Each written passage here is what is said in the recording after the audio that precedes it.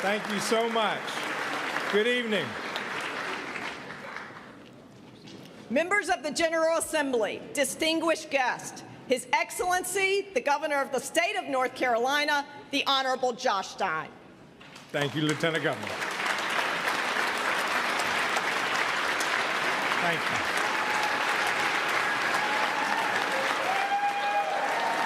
Appreciate that very much.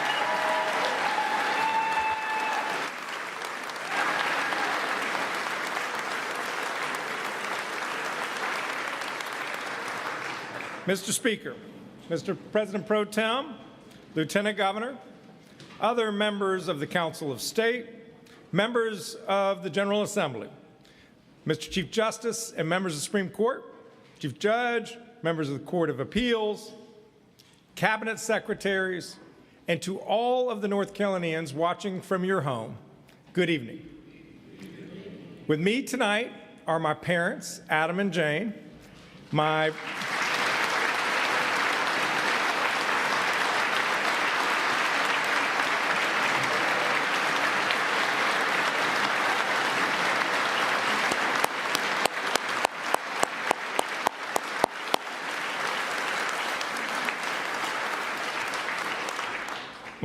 sister Gerda, brother-in-law Lee, my brother Eric, and my incredible wife, our First Lady, Anna Stein.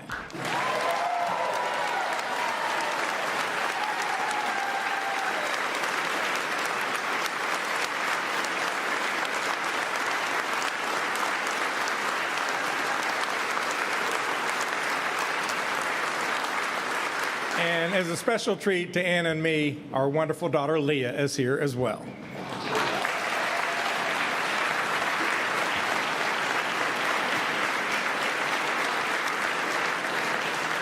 I am honored to address this chamber and share my vision for our future. But first, I must report on the state of our state. I was sworn in as governor 10 weeks ago today.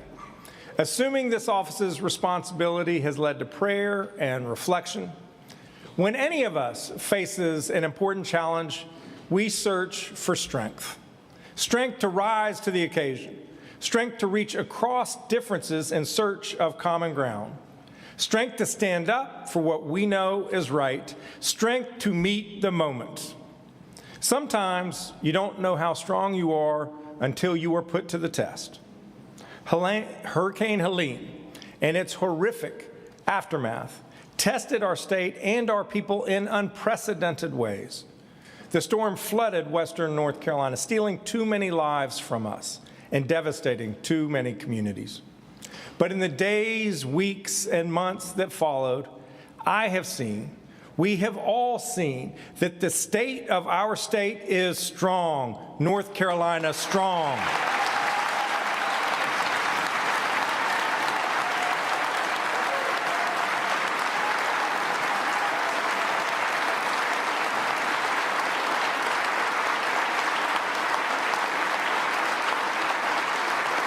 And that's because our people are strong. Ashley Cook is a lifelong resident of Avery County. Her life completely changed on September 27th when Hurricane Helene swept through her mountain town of Minneapolis. Her roof was damaged, but her neighbors got hit worse. So she immediately turned her attention to what they needed. She and her cousin, Freddie Carpenter, first went to work clearing roads, and then spent weeks hauling propane, food, tanks, heaters, anything that people needed. In the months since, Ashley has used her Facebook page to connect people with whatever they needed. Gravel for driveways, roof repairs, notary services, even a sludge pump. You ask me if our state is strong? I point to Ashley and Freddie and the thousands of Ashleys and Freddies who stared devastation down and went to work helping others. The spirit of the people of North Carolina has never been stronger.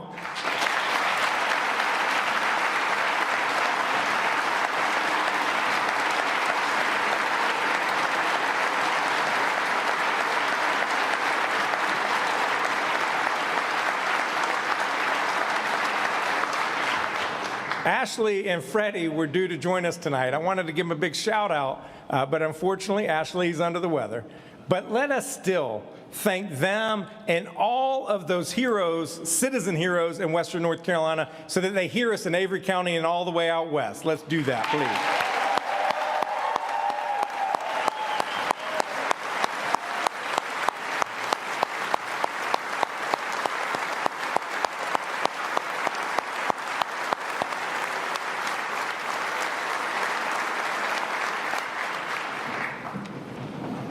By the way, the people who have been aiding folks out west do not care a whit about the politics of the people they are helping. They simply want to help their neighbors in need, just like the Good Samaritan who took mercy on the traveler left beaten and bloody on the side of the road to Jericho. We must follow their example and step up for our neighbors in Western North Carolina. My team and I have been focused on doing whatever we can to help. On the first day in office, I took action to cut red tape and make it easier for folks to recover. The crews and contractors of the Department of Transportation have reopened more than 1,300 roads so far, and as of March 1st, I-40 is open.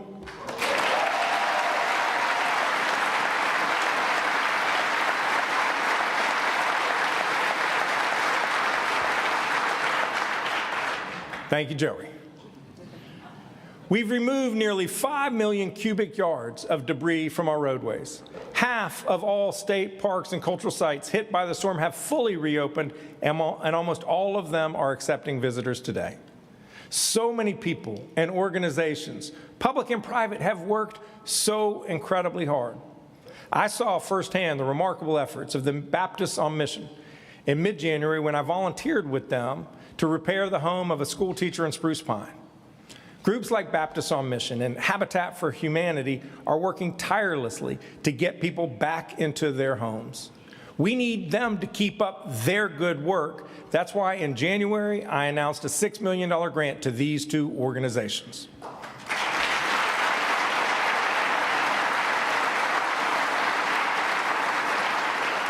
In addition to addressing housing, we've been focused on supporting struggling small businesses. After a major disaster, more than 40% of all affected small businesses never open their doors. Within 2 years, 60% have permanently closed shop. Folks, we cannot let that be our story here in North Carolina.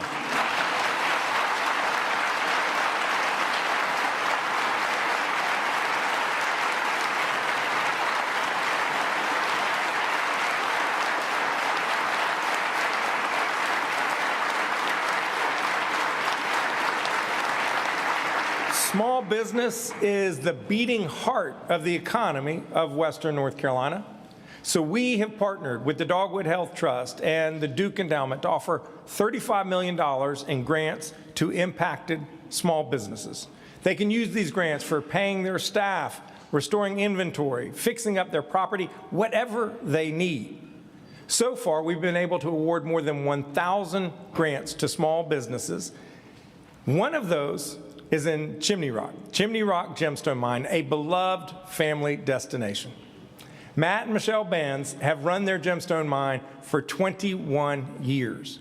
That was until Helene caused the Rocky Broad River to jump its banks and flood their store.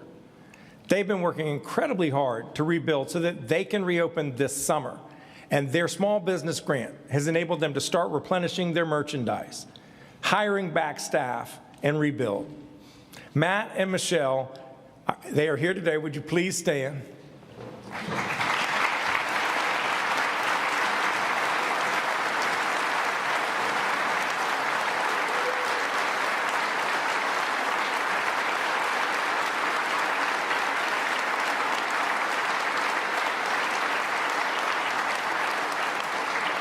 We all thank you for not giving up on Chimney Rock. We will not give up on you.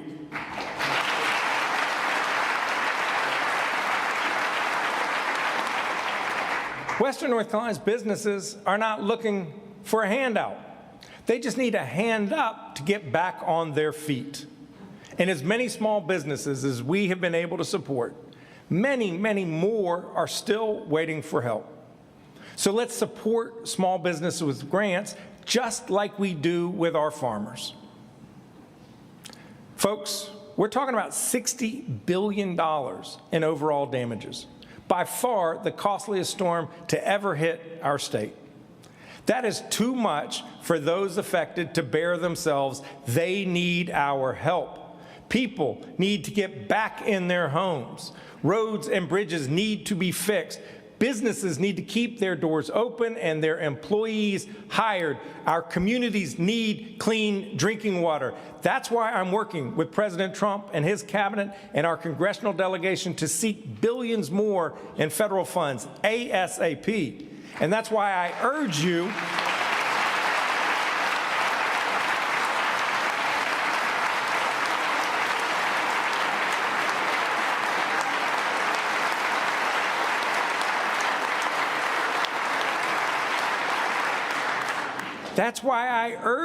to pass the $500 million Western North Carolina recovery bill. We need that money now. Heck, we needed it yesterday. Ashley and Freddie, Matt and Michelle, all of Western North Carolina, they need us to do our jobs. So let's do it. Let's pass that bill. And when you do, I am ready to sign it.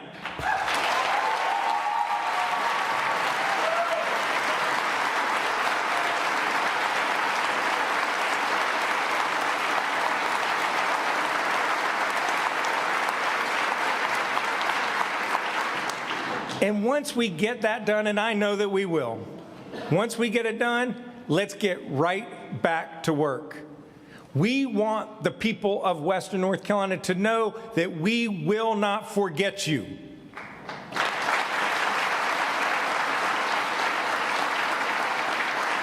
And by the way, when we're talking about rebuilding, we don't mean only out west. A number of folks down east still need help. Folks who lost everything to Hurricanes Matthew and Florence. Folks who just want their home back. The bill that we're waiting on also includes funding to help them move forward as well.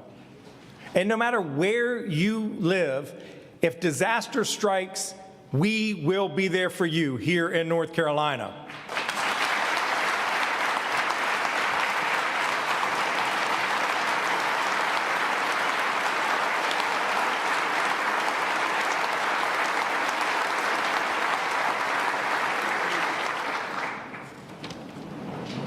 Fundamentally, our commitment to our people is that they have a real shot at success, to get a good paying job or start a small business. That's the promise of North Carolina. Where you come from should never limit how far you can go. Delivering on that promise is what drives me as your governor. In recent years, we've recruited businesses that have created thousands, tens of thousands of jobs in this state. We've been ranked in the top 2 businesses for business 4 years running. We've become a leader in the clean energy economy. There is a lot to be proud of and plenty of credit to go around. And I am committed to doing my part as governor to continue our state's economic success. In just the past 2 months, we've announced more than 1,500 new jobs, most of which are in rural North Carolina. But we cannot rest on our laurels. Other states want what we have. It is a very competitive world. We can't afford to leave anyone's talents on the sidelines. So we must be a state that is welcoming to all people. We must continue to grow our economy and ensure that it works for everyone. The people of North Carolina are our greatest asset. So to invest in our future, we must invest in our people. And I know this. Look, when it comes to being the governor of this state, when it comes to developing the workforce of this state, no state will outwork North Carolina as I am governor.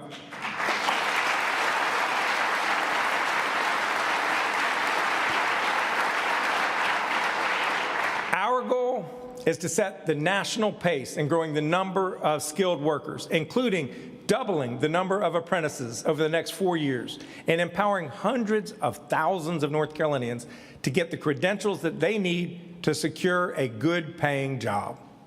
So I'm proposing that for students getting certified in high-demand sectors like advanced manufacturing or healthcare or IT, that we provide them free community college.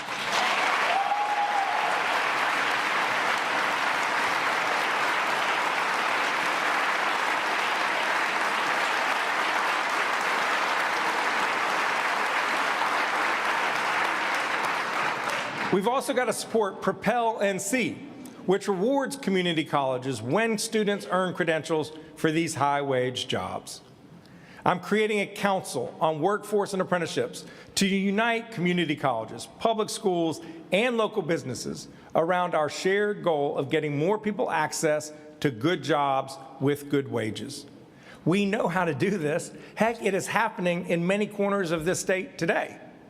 Northern Regional Hospital in Mount Airy had a nursing shortage. They had to pay very expensive traveling nurses just to fill the gaps.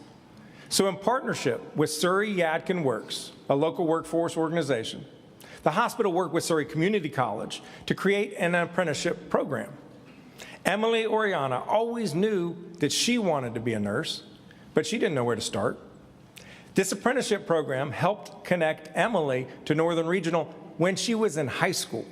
She earned her certified nursing assistant credential in high school. Now, she's about to graduate from the community college's nursing program as a registered nurse with a focus on ICU care. Emily inspired her sister, Haley, who is now pursuing her own nursing credential to work in labor and delivery. Haley, Emily, would y'all please stand up so we can thank you for taking care of our people?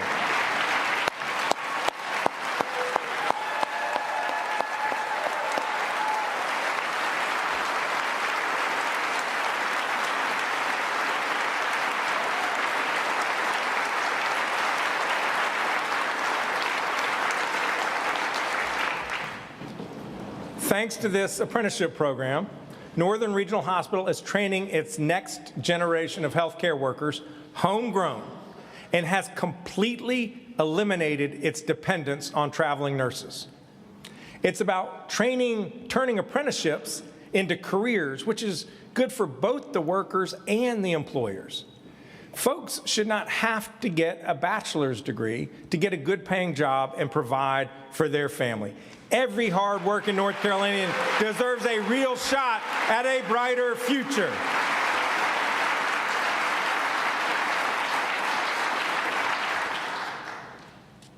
And we have to create conditions that allow them to fulfill their potential. Yes, that means good-paying jobs. It also means clean air to breathe and clean water to drink. And it means lower costs.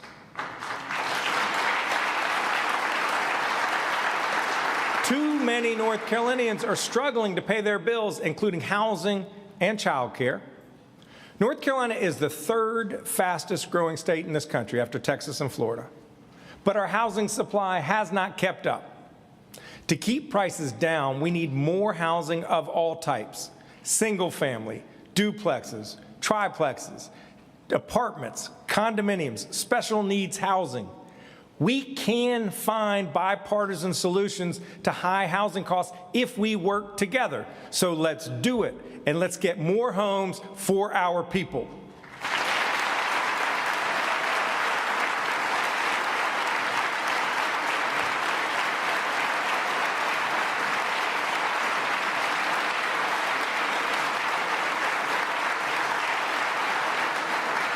It's not just housing that's in short supply. We also need more child care options. You want to hear something crazy? You want to hear something crazy? Too many parents can't afford to work. That's because they can't find child care they can afford, if they can find it at all. At the same time, we don't have enough child care workers because they don't get paid enough. Currently, there's only one child care slot for every 5 families that wants one. Of course, Parents should always have the option to stay home with their children, but it should be a choice. Parents shouldn't be pushed out of the workforce. When they are, they suffer, and our economy suffers. Each year, our state loses billions of dollars in economic activity because of this child care crisis. So earlier this week, I announced a bipartisan task force on child care and early education to find innovative solutions to this challenge. And when we do, it will be a win for our children. It will be a win for our parents. It will be a win for our businesses and economy. Let's work together to expand access to quality, affordable child care here in North Carolina.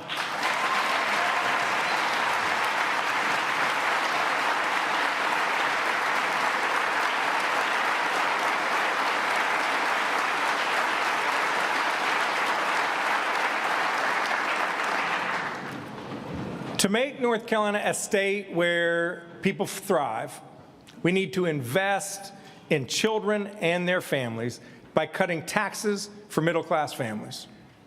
We can cut taxes. We can cut taxes to help families manage the cost of raising a child. We can cut taxes to make child care more affordable. We can cut taxes on working families to put more money in their pockets, lift children out of poverty, and stimulate local economies. These three targeted tax cuts are what being pro-family looks like.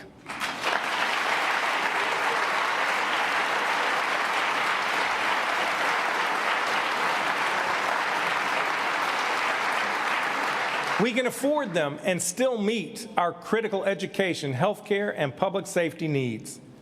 But we won't be able to make these necessary investments if we do not address the self-inflicted fiscal cliff that we face in a couple years, especially given today's economic uncertainties. We're at a fork in the road when it comes to our budget. We can go ahead with the nearly $10 billion in tax giveaways over the next 4 years, mainly to the wealthy and to corporate shareholders. And by the way, very few of those shareholders are North Carolinians. Heck, most of them aren't even American. Or we can help our neighbors recover from Hurricane Helene, invest in our public safety and public schools, provide targeted tax cuts to support our working families, and keep up with the needs of our fast-growing population. So what is it going to be? Are we going to give money to out-of-state shareholders or invest in North Carolina families? We cannot afford to do both. We should choose North Carolina's children and family every time.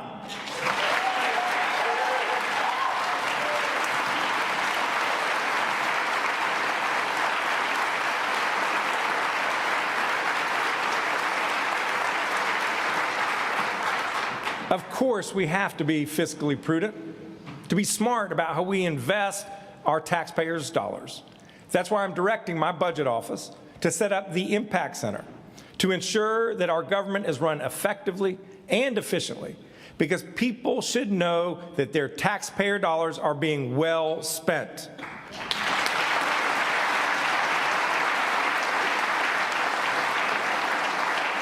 But let's get it right.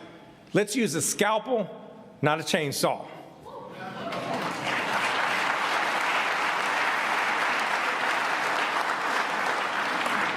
Today, the state of North Carolina is strong. Let's invest to keep it that way. That includes investing in our teachers.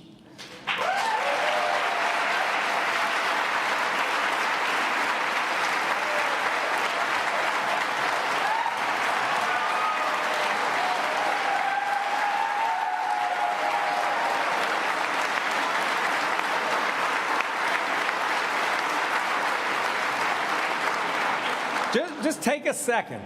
Remember your favorite teacher from elementary school, middle school, high school. A good teacher inspires their students. That's why we must recruit and retain the best. And that's why we must give teachers a real pay raise.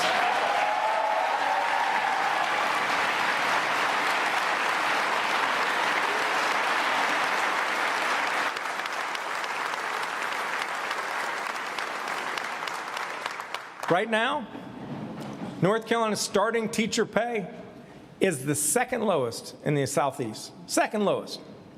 Lower than every one of our bordering states, even South Carolina. Anna and I know some parents of recent college graduates. Those graduates wanted to live and teach in their home state, but they chose to move to other states because our salaries simply are not competitive. It's an embarrassment. We can and must do better.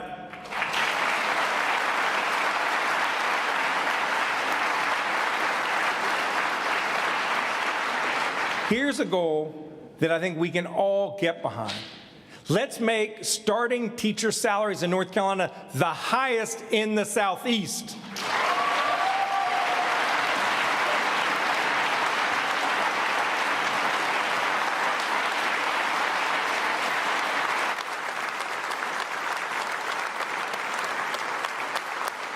And let's reward experienced teachers who stay in the classroom.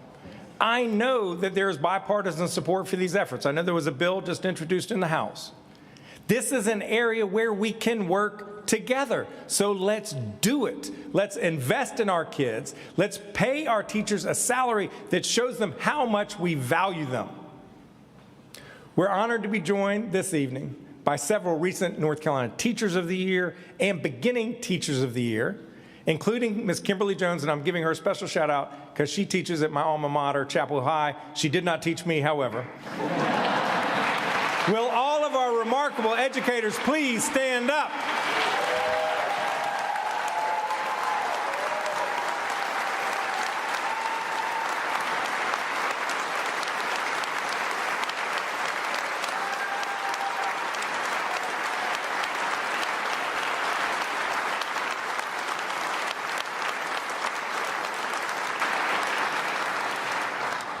You all are shaping our next generation, and we are all so grateful. Yes, we have to pay teachers more, but raising pay alone is not enough to improve our kids' education. We need to expand the state's Advanced Teacher Initiative to better utilize our best teachers and give them a career pathway. We need to extend the science of reading to our middle schools to improve learning there. And we need to put public dollars toward our public schools.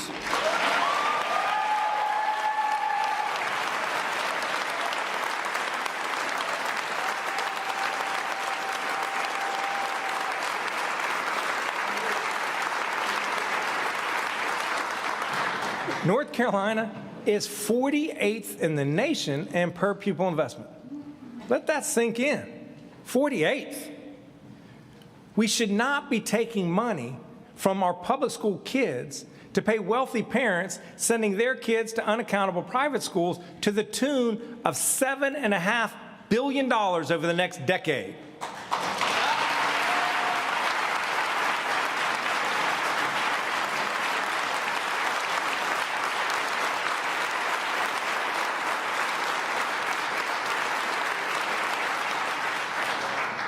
We also need our kids to be fed, because when they're hungry, they don't learn. A square meal improves student attendance, behavior, and learning.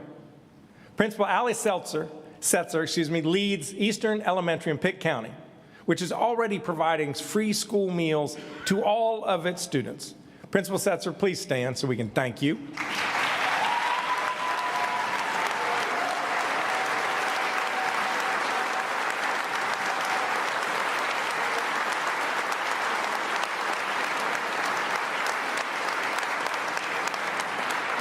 I thank you for your leadership. The experience of Pitt and several other school systems prove that we can do it.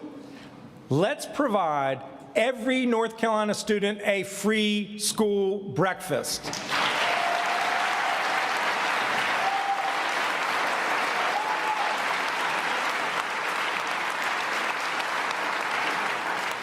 Our students also need safe and well-built schools.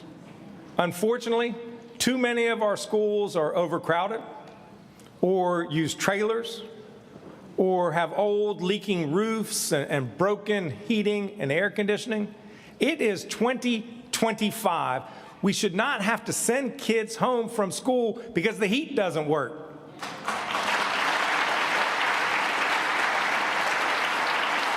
We need safer, healthier, and more modern schools. So tonight, I'm proposing a $4 billion public school bond.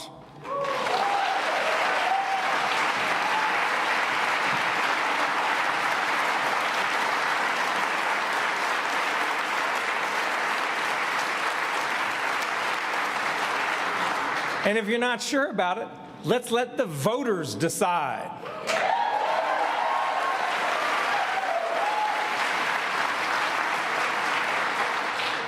We also need upgrades for safety, like cameras, fences around playgrounds, exterior locks, fewer access points to secure our school buildings from people who mean harm. Nothing is more important than keeping our kids safe.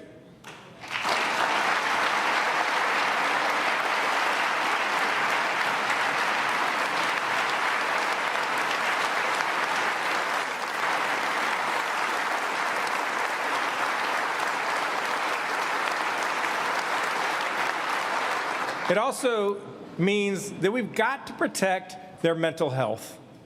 North Carolina has underinvested in school social workers, counselors, and psychologists for far too long. Let's make sure that our schools have the support staff they need to improve our children's mental health and help them thrive.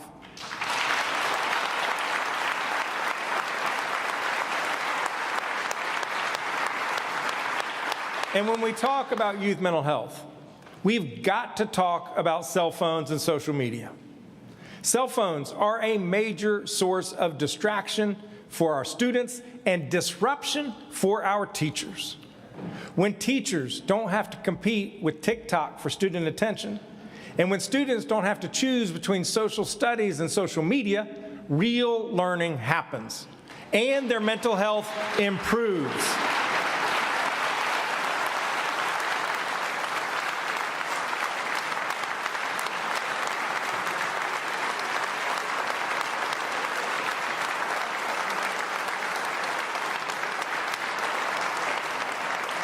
Too many young people are struggling. Too many kids are bullied. They need and they deserve a 7-hour break from the unrelenting pressures of phones and social media. Classrooms should be cell phone-free zones.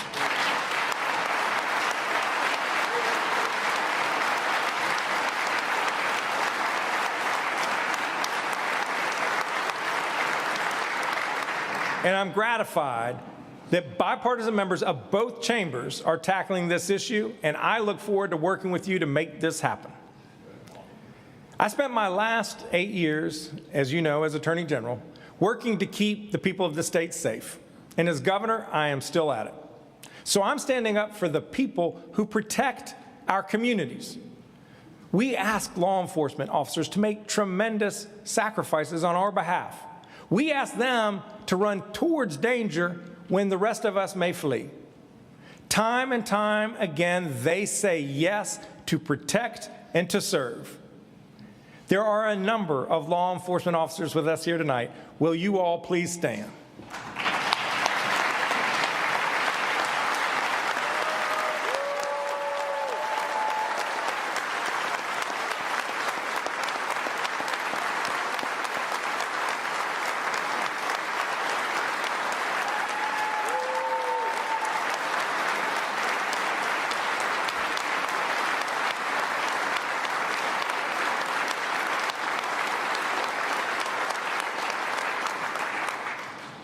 Every one of them is a hero, but I know I'm running along, so for the sake of brevity, I'm going to give one a shout out. And that's my buddy Forsyth County Sheriff, Bobby Kimbrough, who has dedicated 4 decades to public safety.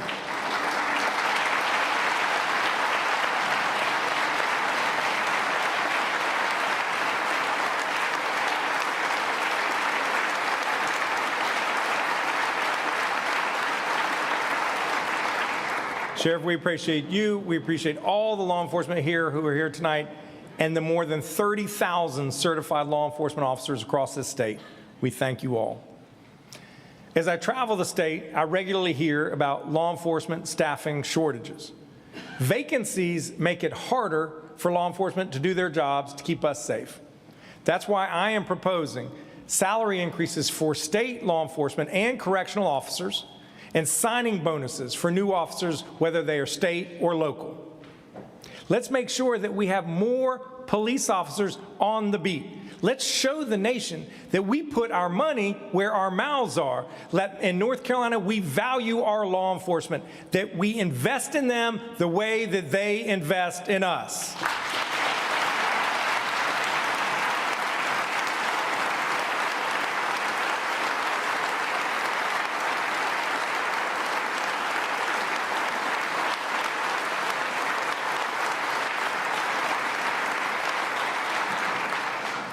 And let's improve public safety by tackling the scourges of opioid and fentanyl addiction.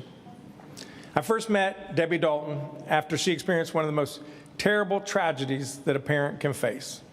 Her son, Hunter, was one of those larger-than-life personalities who made every person he met feel special. He loved golf and travel, and he beat Steph Curry in a free throw shooting competition at Davidson Basketball College. 3 days ago, Hunter should have turned 32. But at 23 years old, fentanyl tragically ended his life. There are thousands and thousands of stories like Hunter's, young people whose lives were taken too soon because of one of the deadliest drugs to ever poison this country. And too many North Carolinians are like Debbie, parents, siblings, children, friends, people who will never get their loved one back.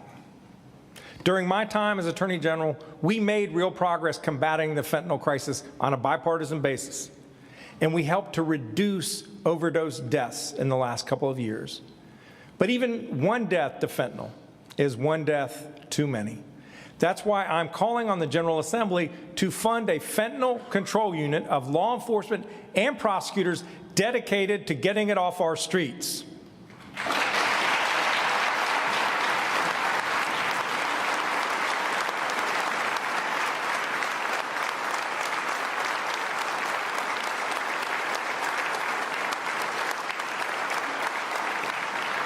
That's how we can honor the memory of Hunter and all of the North Carolinians we have lost too soon. Debbie, would you please stand so we can thank you for your willingness to turn your personal pain into purpose for other people. Thank you, Debbie Dalton.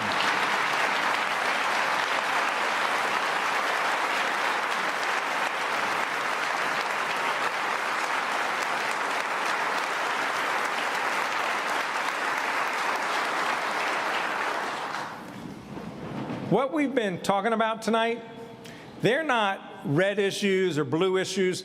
They are North Carolina issues. Of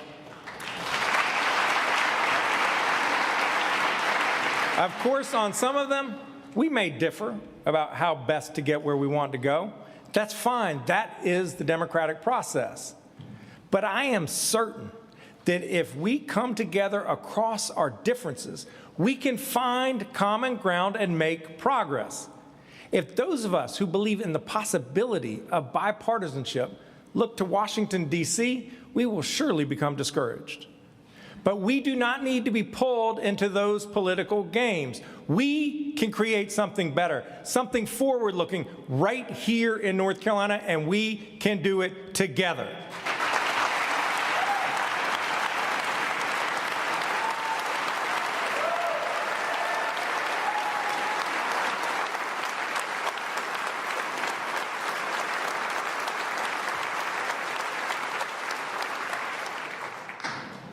After all, we've done it before. 2 years ago, Republicans and Democrats worked together to expand Medicaid here in North Carolina.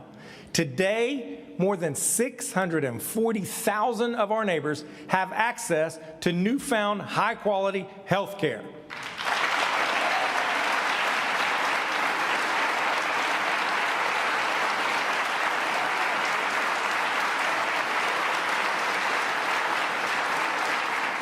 In our struggling rural hospitals, they have been given a lifeline. But we know that some in Washington are poised to take aim at our effective, efficient, and critical Medicaid program. The cuts that Congress is considering would be absolutely devastating to the health of our people and our entire healthcare system. I have been urging Washington to follow our example by putting party aside and people first.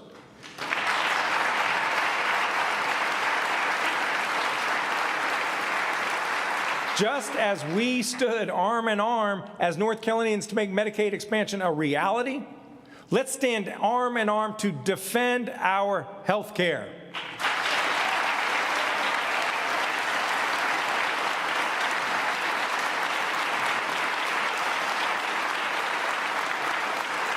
When we, as Republicans and Democrats, come together, that's when we make a difference for our people. We've made big things happen before, and we can do it again. We can help Western North Carolina recover from the most damaging storm in our history. We can grow our economy and make it work for more people. We can make sure that our workforce needs meet the needs of our people and our businesses. We can keep our communities safe, and we can put our kids first every time.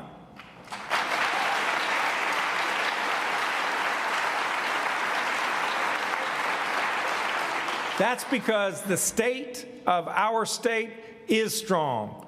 North Carolina strong.